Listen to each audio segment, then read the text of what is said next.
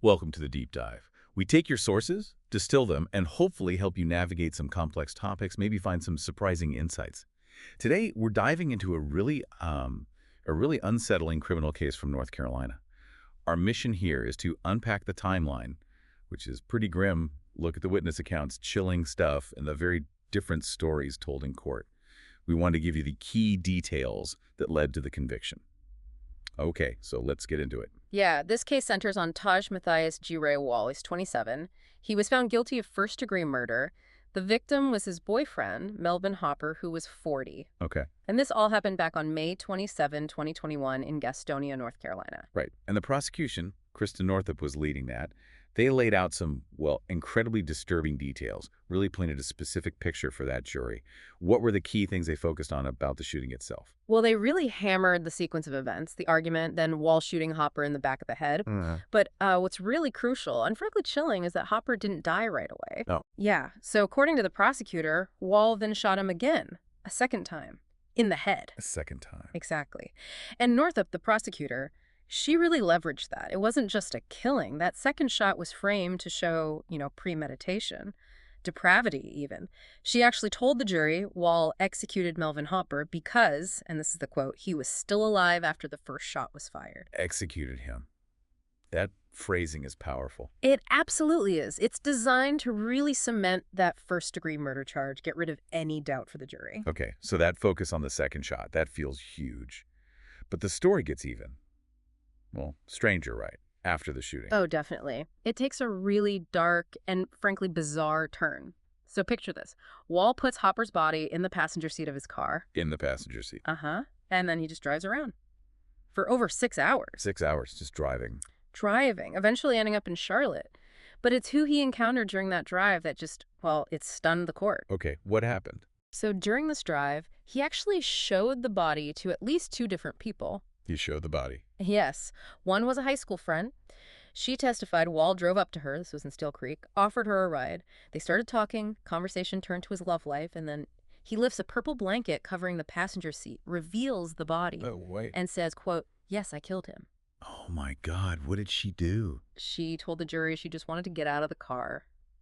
Said she was absolutely terrified. I mean, you can imagine. Yeah, I can't even fathom that. And these witnesses, the people he showed, what did they say about how Wall was acting? Was he, like, freaking out, crying, upset? That's another really striking part. Both this friend and the other person he showed the body to, they testified. Wall didn't seem upset, not crying, not panicked, not scared, almost detached, calm.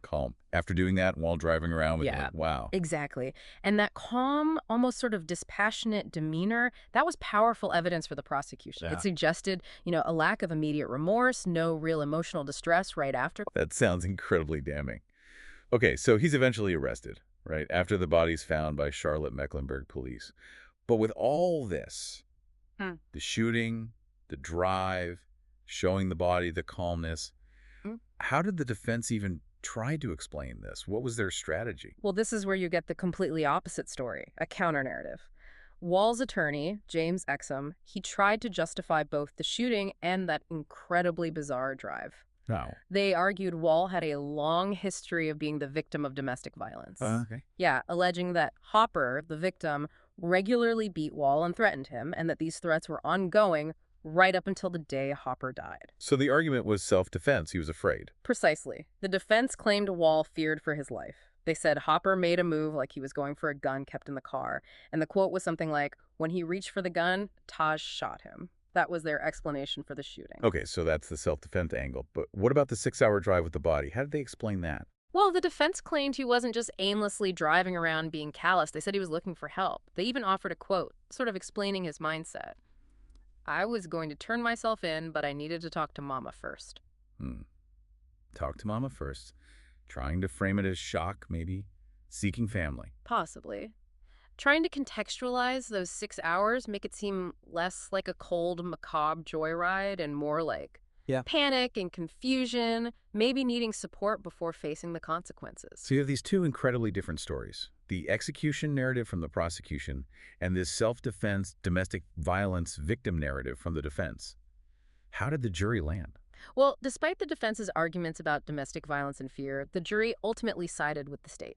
They convicted Tahj Wall of first-degree murder. First degree. Yeah, and remember, in North Carolina, that often means proving specific intent, premeditation. That second shot likely played a huge role there. Right, the execution framing.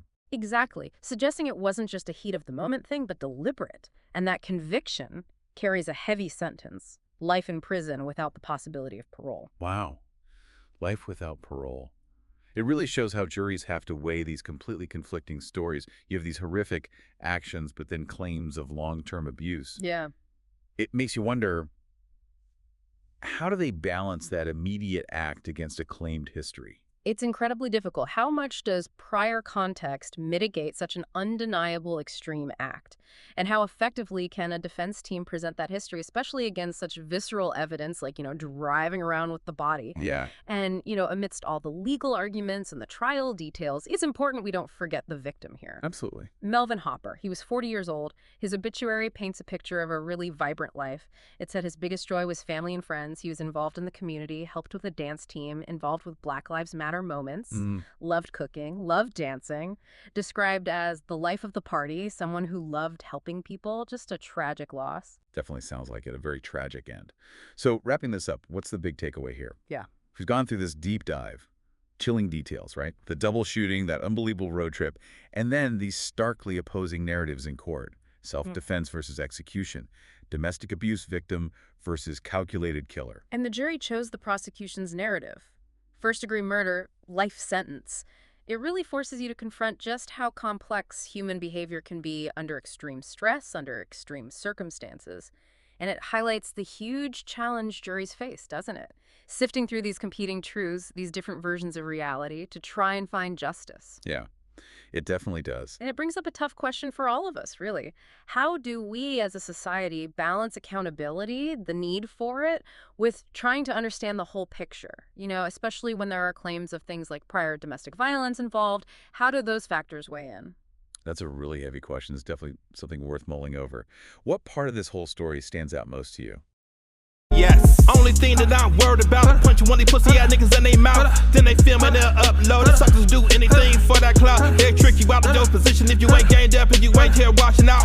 Internet bloggers, internet gangsters, who the snitches? I can't tell. On the dead homies and enemies podcast, the only podcast that I won't tell. But I ain't tripping, I just pay attention to my own little business and I get the smell. I'm in another state, making another plate. Big pet place on my state. A plush hotel, just counting the mail. I do this shit and I do it well.